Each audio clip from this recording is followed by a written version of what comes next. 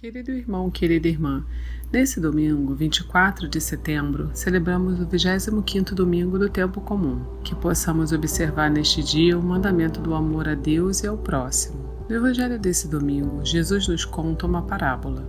Um patrão havia contratado vários grupos de trabalhadores para sua vinha. Vários grupos são chamados em diversos momentos do dia. E ao final da tarde, independentemente das horas trabalhadas, todos recebem o mesmo valor que havia sido acordado desde o início. Deus nos ensina, com essa história, a não sentirmos inveja pelos nossos irmãos que aceitaram a fé mais tardiamente. A promessa divina é única e para todos. Alegremo-nos, portanto, cada vez que um novo irmão se achegar para mais perto do Pai.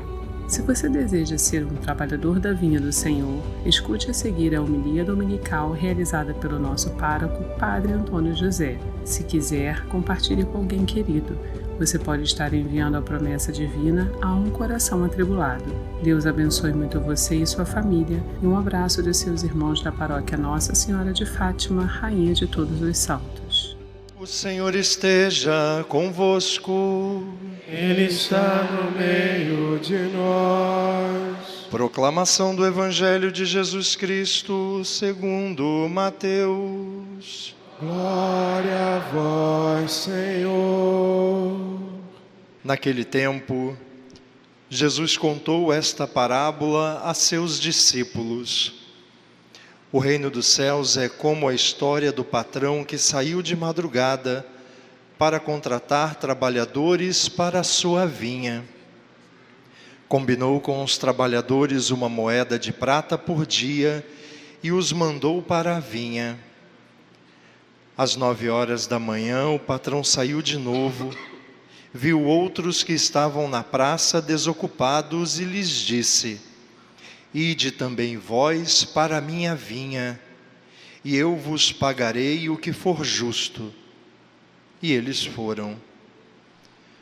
O patrão saiu de novo ao meio-dia, e às 3 horas da tarde fez a mesma coisa.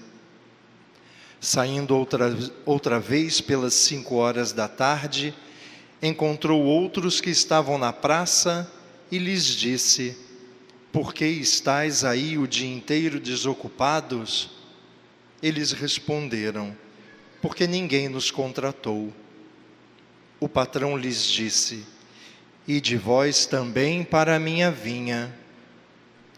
Quando chegou a tarde, o patrão disse ao administrador: Chame os trabalhadores e paga-lhes uma diária a todos, começando pelos últimos até os primeiros. Vieram os que tinham sido contratados às 5 da tarde, e cada um recebeu uma moeda de prata. Em seguida vieram os que foram contratados primeiro, e pensavam que iam receber mais. Porém, cada um deles também recebeu uma moeda de prata. Ao receberem o pagamento, começaram a resmungar contra o patrão. Estes últimos trabalharam 1 hora só, e tu os igualaste a nós, que suportamos o cansaço e o calor do dia inteiro. Então o patrão disse a um deles: Amigo, eu não fui injusto contigo. Não combinamos uma moeda de prata? Toma o que é teu e volta para casa.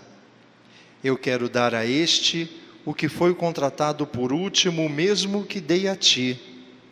Por acaso não tenho o direito de fazer o que quero com aquilo que me pertence? Ou estás com inveja porque estou sendo bom?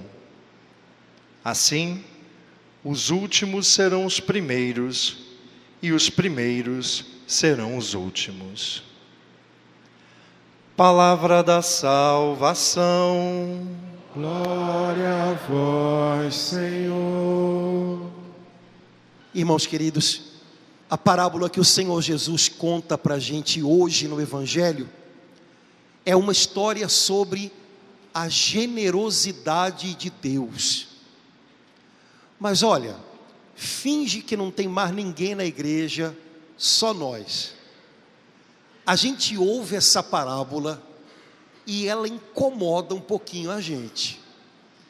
A gente escuta a história e quando chega quase no finalzinho da história, a gente tem a impressão de que Jesus pisou na bola. E a gente toma o partido daqueles que na parábola se sentiram vitimados e murmuraram, se queixaram do patrão generoso. Eu não sei, Jesus de verdade é incrível, ele não pisou na bola, mas ele criou uma história que tem a capacidade, o poder de mostrar como aqui dentro as coisas talvez não sejam tão bonitas como a gente gostaria que elas fossem. E aí, ouvindo essa parábola, a gente se pega fazendo corinho com os descontentes, com os que se achavam injustiçados, com aqueles que ficaram com inveja do que os outros receberam. Rapaz, como é que Jesus conseguiu, numa história, fazer a gente descobrir tanta coisa aqui dentro? Vamos pegar de novo a história e vamos caminhar um pouquinho nela. O Senhor Jesus diz que um dia um homem que tinha uma grande vinha, tinha chegado o tempo da colheita, e ele fez o que na época de Jesus era comum. Ele foi a uma praça do povoado mais perto da sua fazenda, e foi contratar pessoas, diaristas, para ajudarem na colheita das uvas. E ele chegou 6 horas da manhã, logo no comecinho do dia, na praça, contratou alguns homens e combinou com eles uma diária. Aqueles homens trabalhariam um dia. O combinado seria o pagamento de uma diária. No tempo de Jesus, uma diária de trabalho equivalia a uma moeda de prata. Essa moeda tinha um nome, ela se chamava denário. Daí é que vem a palavra dinheiro. Dinheiro vem de denário, soa parecido. Era o valor de uma diária. Combinado? Combinado. Lá foram eles para a vinha e começaram a trabalhar. Mas o dono da vinha percebeu que havia muito trabalho. A vinha era muito fecunda, era muito grande. Ele saiu de novo para buscar mais trabalhadores às 9, ao meio-dia, às 3 e até às 5 horas da tarde. E houve trabalho para todos. Chegando ao final da jornada, lá pelas 6 e pouquinha, ele vai pagar o que é devido, o valor de uma diária, uma moeda de prata, um denário, como tinha sido combinado. Mas o problema para aqueles que tinham chegado mais cedo, não era que aquele um denário era pouco, era justo. O problema deles não era que o patrão os enganou, tudo foi combinado. O problema é que na hora de pagar, o patrão também deu um denário, também deu o valor de um dia de trabalho para aqueles que tinham chegado depois. Esse patrão não é injusto, esse patrão não tirou nada do que era devido a ninguém, mas ele quis ser generoso. Ele não comparou as pessoas por baixo. Se ele fizesse assim, ele teria que dar uma moeda de prata para quem chegou de manhã e uma moeda de prata dividido por 12 para quem chegou às 5 horas da tarde. Mas ele era generoso, ele quis dar a quantidade de um dia para todo mundo. E nessa hora é que o bicho pegou. Porque os que chegaram de manhã olharam para o que estava nas mãos dos que tinham chegado à tarde e começaram a ficar incomodados. E começaram a reclamar do patrão, como se eles fossem injustiçados, como se eles fossem vítimas de algo injusto. E o patrão, então, ouvindo o bochicho, chega para eles e diz: escutem, vocês estão chateados porque eu estou sendo generoso com quem veio depois? Eu sei que eles também precisam. Eu não estou dando o que vocês merecem, eu estou dando o que vocês precisam, tanto a uns quanto a outros. Vocês estão chateados por causa do que eu faço com os meus bens?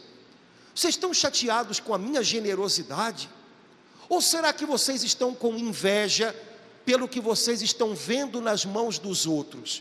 Vocês nem estão vendo a moeda de prata que tem nas mãos de vocês. Levem o que é de vocês, usem o que eu dei para vocês, não se importem com o que eu coloquei na mão dos outros. E eu não sei se toda essa explicação do patrão foi o bastante para aqueles homens ficarem tranquilos. Irmãos, no final dessa história, a gente se sente um pouquinho incomodado com o que Jesus contou, porque a gente tem um errozinho de visão. A gente sempre se coloca junto, a gente sempre se coloca na fila, a gente sempre se coloca no lugar daqueles que se sentiram vítimas de uma injustiça. A gente sempre se coloca no lugar daqueles que estão se comparando com os outros que vieram depois e nem reparam o que tem nas mãos, estão olhando para o que os outros têm nas mãos. A gente não entende a generosidade de Deus nessa história, porque no final das contas, a gente se sente igualmente vítima, injustiçado. A gente também acha que os outros não mereciam aquilo que eles têm nas mãos, e o que a gente tem nas mãos, às vezes a gente nem nota. A gente pensa do jeito do invejoso, quando na verdade a gente só entende essa parábola se a gente se colocar no lugar certo, que é o da gente, o lugar daqueles que estão recebendo muito mais do que mereciam. O meu e o seu lugar nessa história de Jesus não é o lugar daqueles que chegaram primeiro. O meu e o seu lugar é junto com os operários da última hora. A gente recebe muito mais do que merece. Nosso Deus é bom e Ele é muito mais paciente com a gente do que a gente merece, e Ele nos dá muito mais chances do que a gente merece, e Ele nos dá, Ele nos cerca de tantas coisas boas, muito mais do que a gente seria capaz de merecer. E só quando a gente se vê no lugar de quem recebe muito mais do que merece, é que a gente entende essa história de Jesus e descobre, Deus me trata desse jeito, Ele me dá muito mais do que eu mereço, porque Ele não olha para o que eu mereço, Ele olha para o que eu preciso, e Ele sabe que eu preciso dEle o tempo inteiro, e Ele me cerca de cuidados, e Ele me dá muito mais do que aquilo que eu poderia conquistar com as minhas forças. Irmãos, a gente acordou nesse domingo de praia, lindo, sol, Rio 40 graus, a gente não fez nada para merecer um dia com um céu pintado desse azul, a gente não fez nada, e a gente ganhou de presente. Você conseguiu levantar da sua cama hoje, você conseguiu vir para a igreja, você está aqui na presença do Senhor. Tanta gente talvez gostaria, e a gente não fez nada para merecer isso, é um presente. A gente só entende essa parábola de Jesus, que foi sobre a generosidade do Pai do céu, quando a gente se vê no lugar certo nessa história. Eu sou um desses trabalhadores da última hora, que fazendo tão pouco, recebe tão mais da parte de Deus. Enquanto a gente se vê no lugar dos que foram vitimados por uma injustiça, não foram, mas eles se viam assim. Enquanto a gente se vê assim também, enquanto a gente olha para o que há nas mãos do outro e diz, ele não merecia tudo isso, enquanto a gente não percebe o que Deus pôs nas mãos da gente, e enquanto a gente não percebe que muito mais do que coisas, Deus colocou as mãos dele no meio das mãos da gente para nos sustentar, enquanto a gente não percebe isso, a gente não entende o que Jesus falou, e a gente não entende como Deus tem sido generoso e bom conosco. Eu de vez em quando ouço, isso é fala de católico, né? Umas frases tão engraçadas que vocês falam, não, porque eu vou rezar, e Deus vai dar a graça, se eu merecer. E eu fico pensando, meu Deus, se Deus te der o que tu merece, eu não quero estar do teu lado na hora que o raio cair. Porque, irmãos, ah, meu Pai, como a gente se conhece pouco. Finado Padre Montenegro, nosso vizinho, às vezes quando a gente ia cumprimentá-lo, e aí, Padre Montenegro, como é que está o dia? Como é que o senhor está hoje? Ele falou, até essa hora ninguém me deu uma surra, e eu já estava merecendo, tá bom. Falei, então tá bom, então estamos no lucro. Pois é, irmãos, a gente só acha que merece quando não se conhece. Porque até as coisas boas que a gente faz, se a gente for passar um pente fino, não faça isso não, porque você vai ficar meio desanimado.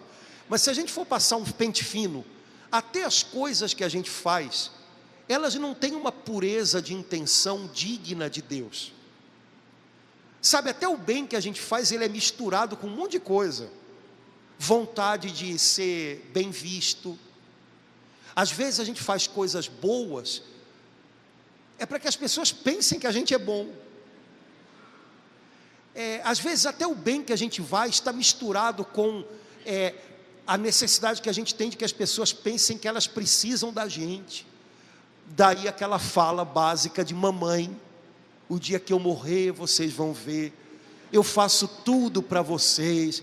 Mamãe faz tudo, mas no final ela quer que você se sinta mal, sabendo que no dia que ela morrer, você vai ver. Mas olha, rapaz, a gente é muito isso.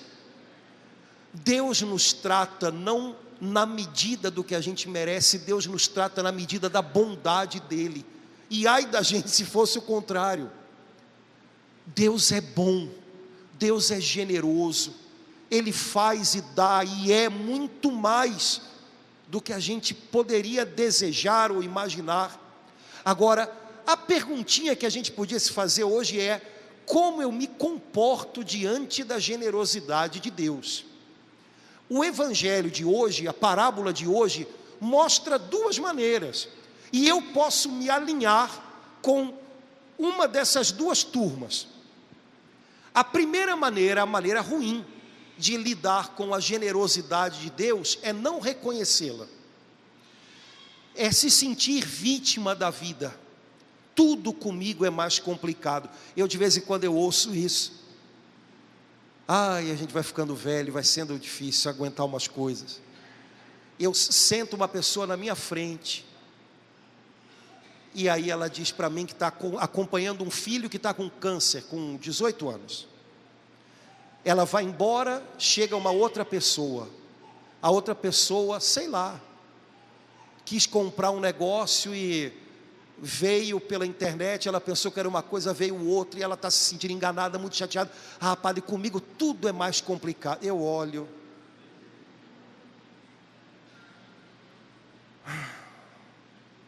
Aí quem é psicólogo, eu não sou, então não me interessa. Quem é psicólogo diz assim: mas você não pode comparar uma dor com a outra. Pode sim. Nesse caso, pode sim. Pode sim. Até porque há pessoas que estão se tornando excessivamente doloridas ou dolorosas.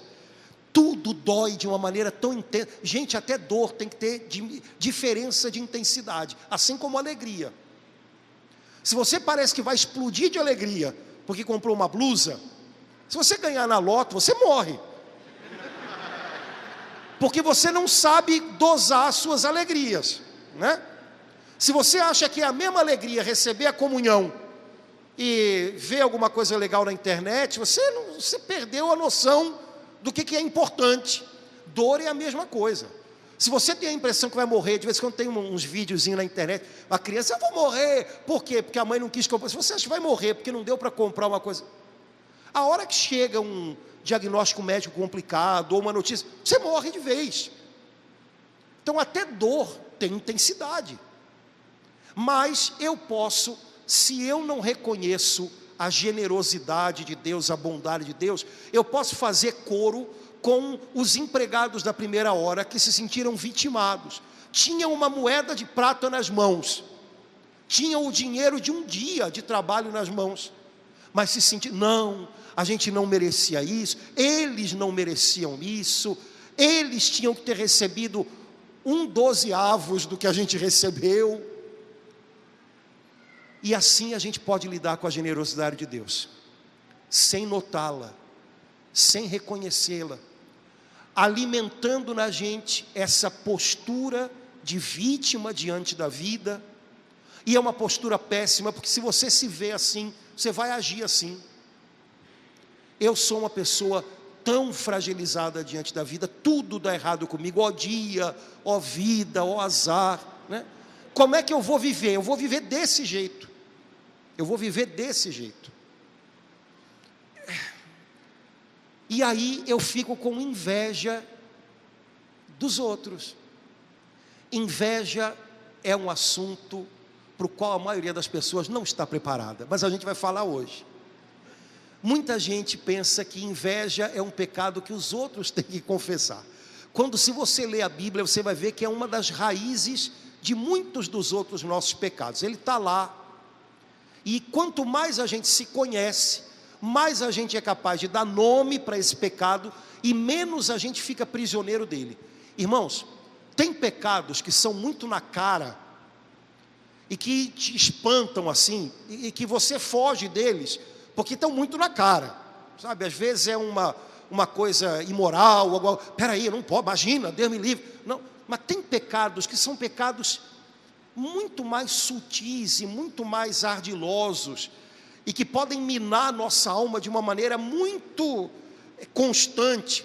Inveja, ciúme, rancor, orgulho, vaidade, prepotência, essas coisas todas, elas habitam também na gente, viu? E essas coisas todas têm um problema grave. Elas não são coisas tão na cara, elas são coisas que se escondem, sabe?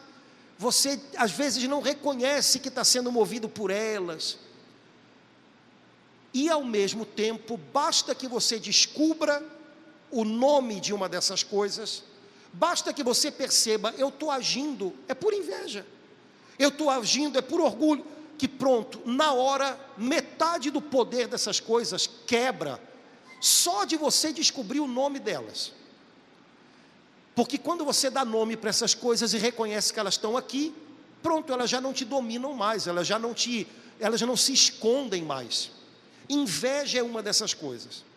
Enquanto a gente acha que é um problema dos outros, a gente é movido um monte de vezes por inveja e nem nota, acha que está sendo movido pela indignação. O outro não podia estar nesse lugar, o outro não merecia estar, e parece uma indignação bonita, às vezes não, é só porque eu queria o lugar dele, é só inveja. Quando eu descubro o nome certo do negócio, e dou nome, pá, metade do poder daquele negócio já cai aqui dentro, e aí eu posso, com a ajuda do Espírito Santo, trabalhar isso. Agora, tem que ter coragem para dar nome aos bois, como a gente costuma dizer. Inveja é uma dessas coisas que a gente foge de dar nome. Não, inveja eu não tenho, não. Tenho sim. Tem umas coisas que são muito engraçadas, né? A gente costuma achar que os outros têm inveja da gente, né? Vê se pode. De vez em quando chega alguém, né, pedindo, padre, o senhor me dá uma bênção. Só falta o charuto, eu me sinto, né? O senhor me dá uma bênção, porque eu estou assim, eu estou muito carregado, porque eu tenho uma pessoa com inveja de mim no meu trabalho, eu tenho uma vizinha que está com inveja de mim, eu tenho uma pessoa que está com inveja.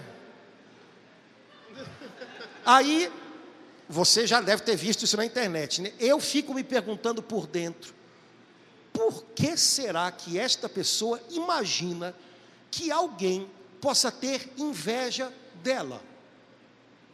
Ela mora no Meier,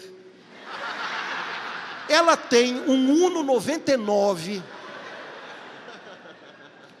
ela não trabalha na Bolsa de Nova York, ela pega trem todo dia para ir para o trabalho, está casada com misericórdia de Deus, né? Não é a Angelina Jolie nem o Brad Pitt, né? É o Clayton, né? Ela acha que o mundo tem inveja dela. Bom, uma coisa boa tem nessa pessoa, ela tem uma autoestima elevada, né? Mas ela está perdendo tempo com uma bobagem tão grande, porque o mundo não é encantado, gente. Viva a sua vida. O que os outros pensam ou deixam de pensar na gente, se a gente fosse parar por causa disso, a gente não saia da cama. Será que isso é tão importante assim? O que Deus pensa da gente? Isso sim é importante.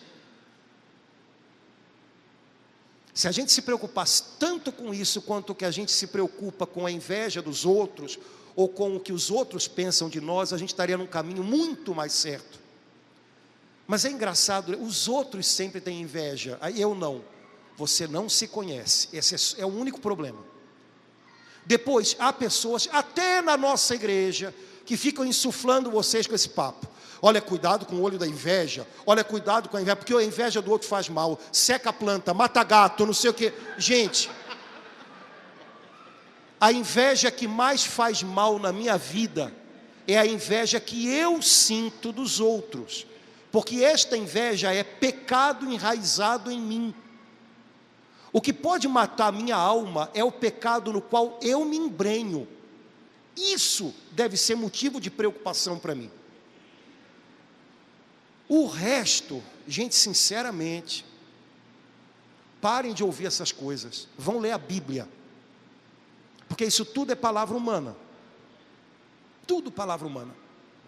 Jesus disse: o que faz mal para o homem é o que sai do coração dele.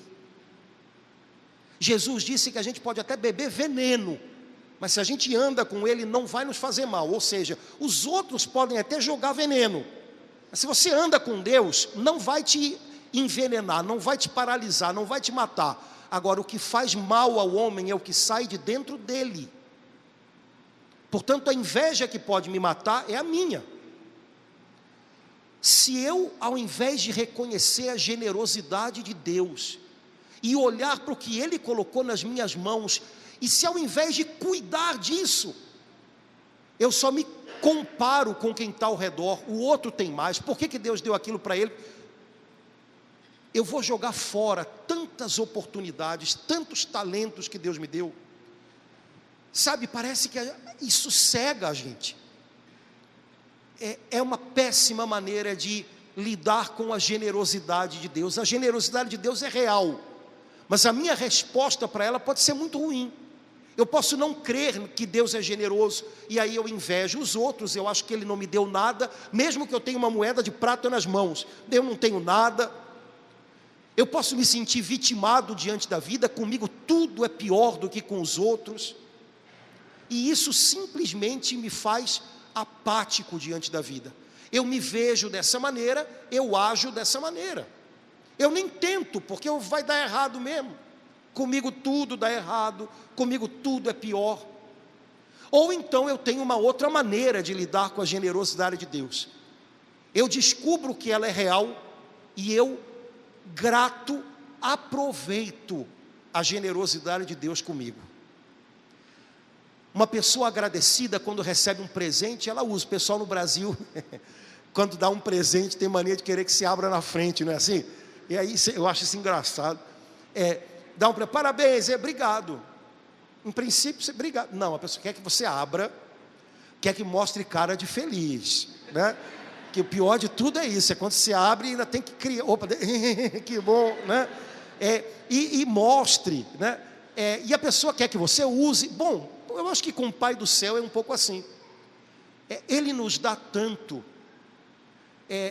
Acolha a generosidade de Deus vivendo o que Ele te dá, vivendo com o coração confiante, vivendo com o coração agradecido.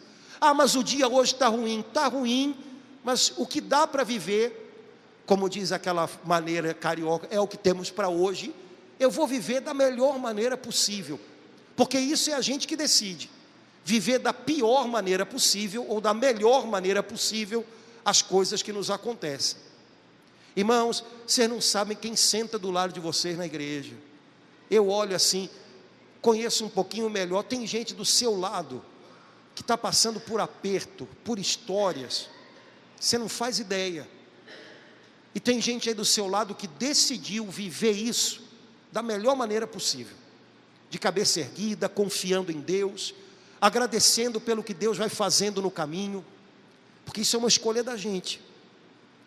Eu posso escolher viver grato, eu sei que Ele é bom comigo, e eu vou aproveitar o que Ele me deu, eu vou aproveitar a vida que Ele me deu, o dia que Ele me deu, eu vou sair da cama, para olhar pela janela, para dizer obrigado, Senhor, que dia bonito está fazendo hoje.